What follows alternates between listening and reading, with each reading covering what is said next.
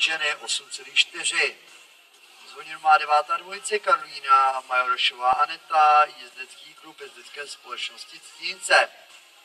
Připravuje se nám po Karolíně Adéla Matějovská Málka, po Adélce Petra Gabrišová Darínka.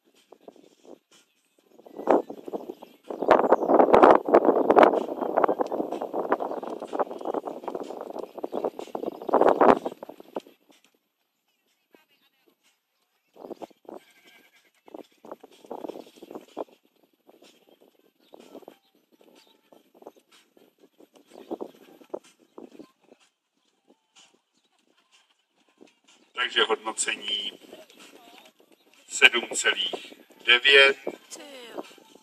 Parkour působil takovým trošku unilým dojmem. Jezdkyně sválala s koníkem nebo s koněm trošku pod tempo. Chyběla finální pobídka před skokem. Nad skokem nejde s pohybem, jenom se nadzvedne opět na patách, nechá koně pod sebou podskočit.